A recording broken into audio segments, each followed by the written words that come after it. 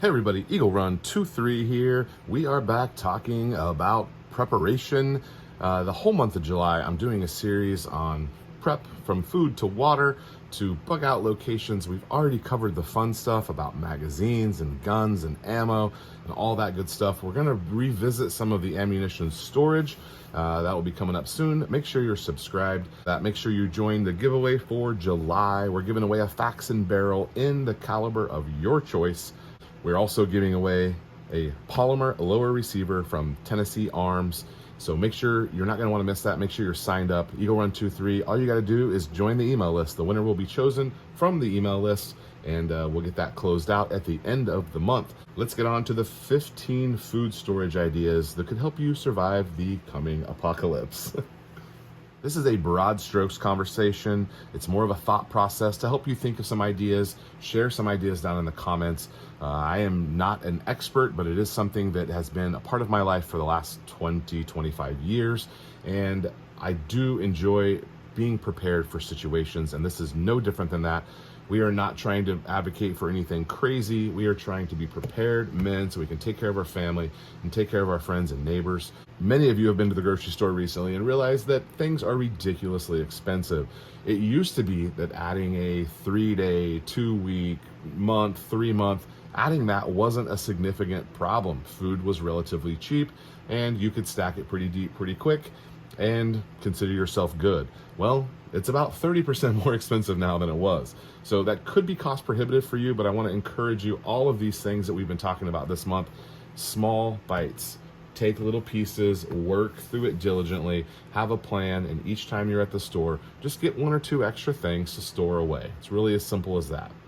The overarching idea here is that you should only be buying things that your family is actually going to eat. Just look at, say I'm buying a can of black beans, buy 2, put 1 away. Things like that. I know I'm going to eat the black beans. There's 1,000 different ways I can cook it, and it's stuff that I know my family will eat.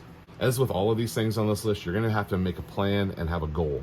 If your plan is to get to 3 days, then you can increase to 2 weeks, then you can get to those month numbers. That's great. If you're looking at 1 to 3 months, you're going to be above average, and you've got a good chance of helping your family out through almost any situation. If it's just 3 days, most natural disasters are going to be a tornado, a hurricane, whatever, forest fire. Most things are going to be restored within that 3-day window. If you're preparing for just the minimum, hit the 3-day up to a week, you're going to be pretty good. Most people, as we know, go to the store on an as-needed basis, and they don't have more than a week's worth of food in their pantry. It used to be that number was a lot higher. I actually feel like nowadays, probably most of my neighbors only have 3 or 4 days worth of food. It's a lot of people eating out. So with the food and with the water, here's the main thing that I think about that I'm trying to avoid. If there were something like a hurricane or a tornado or a forest fire, generally your community is going to be bonding together over this, and you're going to be helping each other out. And it's not really like an apocalyptic scenario or a doomsday scenario. If you shift over to the doomsday scenario, you're not going to want to leave your house to have to go scavenge for food and water and things like that. You're going to want to make sure that you can protect and stay close to home. And so having the things and not having to go look for them, that becomes the big advantage. Not only the fact that you're able to actually sustain your life, it's actually that you're not taking additional risks. All right, so let's talk about long-term storage. Number 1, moisture. Moisture is an enemy. It's a breeding ground of all sorts of bacteria, fungi, all sorts of things that can spread. So low moisture content food, build some shelves, get it up off the ground, all of those things. Pick a dry space. Don't pick a moist space or a damp space to store your food. The number 2 on your list is oxygen. So we got moisture and oxygen. No oxygen means longer life for your food. So if you can avoid the oxygen, not let it touch oxygen, it's going to last longer, just in a nutshell. This is why we see food sealed up, because it's getting it away from the oxygen. You can also buy oxygen absorbers and throw those in things to help pull that oxygen out. The next thing on the list is the sunlight. Sunlight is not good. You don't want sunlight hitting any of your food preps. So be aware of how the sun is coming in your windows at all hours of the day so that you can make sure that it's not getting some sunlight on it. Shade that window if you need to. Protecting the food is the most important thing. Next on the list is temperature.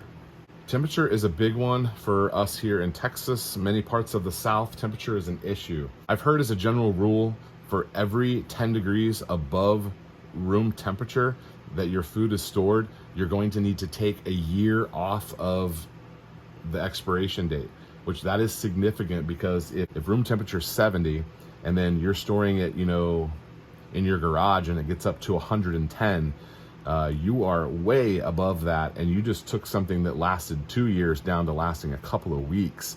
So temperature is a really big issue. I heard a story about a buddy who spent $1,000, put all of this food into a camper and put it into his backyard, and he was like, dude, I'm prepared.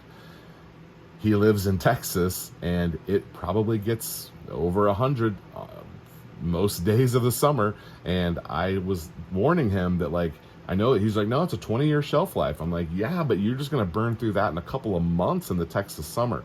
So it's got to be climate controlled, and we also don't want temperature swings. So put it in a spot where it's going to have a consistent temperature. All right, next on the list is security. We want to make sure we know where it is and that we can protect it. So take into account where you're storing these things as well. It's tough to move, you know, a 3-month supply of food. So you're gonna wanna put it somewhere where it can be protected. Just think through that scenario. So the best thing to do is look for foods on sale at the grocery store. Long-term food that comes in the big 5-gallon buckets is a great idea. It's a little bit expensive because you're buying a lot all at once. If you're gonna just start stacking slowly, it's gonna be trips to the grocery store. Look for deals when you can. Sometimes there's different types of canned goods that are on sale, or, you know, different things that are on sale throughout the store. That's a great spot to start. When you see cereal or rice or beans or other, you know, easily prepped items on sale, buy one for you and buy one for your pantry. Let's talk about expiration dates. We call them expiration dates, but typically they are best buy dates. So this is where the taste is guaranteed up until this date. It doesn't mean that it's expired, bad, or dangerous to eat it. You're gonna have to use your own judgment on those things once you're outside of the date range. It's typically a quality best buy date. The basic staples: beans, rice, and oats. I have for us here a case of beans from Sam's Club, and usually when I buy these, I buy one and we use it. We cook a lot in my family, and so we'll go through 6 cans relatively quickly, but I've got a back stock, and so I go pull this off the shelf, reuse this one, and when we go to the store, the new one goes onto the shelf. So we're just kind of rotating through these, and our pantry is pretty small as far as like our actual cooking pantry, but we have a different location where we store these, pull them off, rotate them through. It's a little bit of extra work, but it's nice to know that I didn't just use my last can of black beans. I can always go grab more out of my own store, and then I can replace that, put it on the list, and pick it up next time I'm there. So rice kind of works the same way. I was buying large, you know, 20-pound sacks and putting those things in 5-gallon buckets. I still have those, but recently I've been concentrating on like 1-pound bags of rice and just having separate. It's not the most cost-effective way to do it, but having smaller containers of rice are way easier to handle and deal with, and you can store them a little bit more easily if you're not trying to have a whole wall full of buckets. Having a 1-pound sack of rice is great, even a 2-pound. Those are easy to manage, and so recently I've been buying smaller quantities, smaller packages, so they're a little easier to handle. Oats is an easy one. It lasts for a long time. You can seal it up in a food saver. Go ahead and throw an oxygen absorber in there, and you'll be good to go for a while. Store it dry, store it cool, and take care of that temperature. One thing that I like to stack as well are the pre-prepared mixes. This is like a pancake batter, cake mixes, brownie mixes, things like that. I have several of those, and we rotate through them as well, just like we do everything else. The pre-packaged mixes are great. They last for several years. I would recommend picking up some of those as well. Dried fruits. My family loves eating these, and it's hard for me to actually store them because they will just try to eat them for a snack.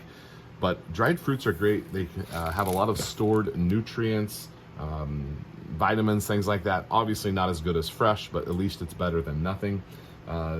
They might not last as long, but they'll last quite a while. I bought this a year ago, and it looks like it's good until 2027. By the way, if you see something called a number 10 can, this is what a number 10 can looks like.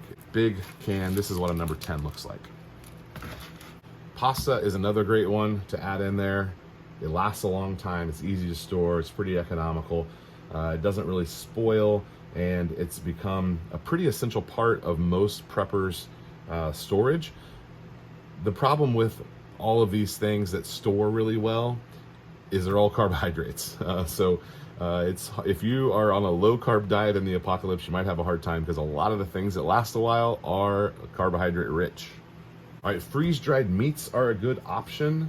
If they've been adequately freeze-dried and vacuum sealed, they could potentially last indefinitely. Freeze-dried products can be thawed and they can be used, like you could rehydrate them. You can bake them or grill them. Chicken, beef, and turkey are the ones that I think are the best. Probably not any fish, but maybe you could try some fish. But they store really well. Keep them, temperature controlled, out of the sunlight. They'll last. The meats will last a very long time. The last thing on my list here are homegrown items. You need to start a garden, even if you just are like throwing a couple tomato plants out there and trying to grow some things. You don't want your first experience with a garden to be that steep learning curve when the apocalypse is here. So grow a couple of things, try to get good at it, expand your garden a little bit every year. I typically try to double out or add a new bed each year. I have not done well this year with my garden. I need to do better. It's a little bit late in the season for me to start from fresh, but I am going to try to make a push for some fall vegetables.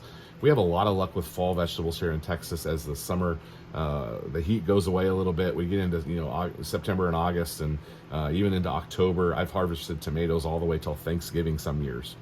If you're gardening though, you're gonna need to learn some of those old school food preservation things. You're gonna have to look into that. I don't do some of that stuff. I would love to go take a canning class and really learn how to do that. It's not something that my family has taught me how to do, and so I need to learn how to do some of that stuff. We've got all this food. We've been stacking stuff. How are we gonna store it? Handful of ways that are the top and easiest ways to go. Obviously, resealable freezer bags are a great solution. They're cheap and they're easy to get your hands on. Canned things, learn how to can, mason jars, stuff like that. That's another great thing to do. We also have the vacuum saver. You can do vacuum saver bags. You can even vacuum save in Mylar bags, which is pretty cool as well. You can buy empty number 10 cans and you can fill them and seal them on your own. This is really big to show on camera here, but Tractor Supply has 5-gallon buckets that are food grade, heavy duty. You used to be able to get those buckets for $3 or $4 with a lid. They're double that now. There are runs on them sometimes of the year where you can't even get them, but the big 5-gallon buckets are great. Mason jars are a great way to store stuff. A lot of people don't know this, but a lot of those lids are one-time use only. So the rings are reusable and the glass jar is reusable, but those lids have a wax seal on them. You can really only trust them that first time. Now we get into some of the tricky stuff here. So let's say you've got a bunch of meat in the freezer. What are you going to do if you lose power or if it gets too hot? So those are some tricky things. You may have to figure out how to dehydrate stuff real quick, or you may just need to cook everything in your freezer and try to make it last as long as you can. Those are really bummer situations, but you've got to be prepared that, hey, I've got, half a cow in my deep freeze, but if you're preparing for a doomsday scenario, there's probably not going to be power. So what are we going to do with all that meat in order to make it last as long as I can and keep my investment there that I've got prepared? Staples like salt and sugar and flour, make a system that works for you. A lot of these things are pretty easy to get and you're probably going to use them anyway. Things like salt have a lot of uses outside of just sprinkling some on your burger. So there's a lot of good things out there. We can go more into those things. We're kind of covering the basics right here. If you guys have questions, make sure you leave them down below. If I missed something, make sure you let me know what I missed. Oh, I got spilled salt everywhere. If you'd like to add something, I love the comments on this stuff. One of my favorite topics to talk about if we're not talking about firearms. Okay, that's what I got for you today. This video went a little bit long, but I appreciate you staying until the end. Thank you for watching. We'll see you next time.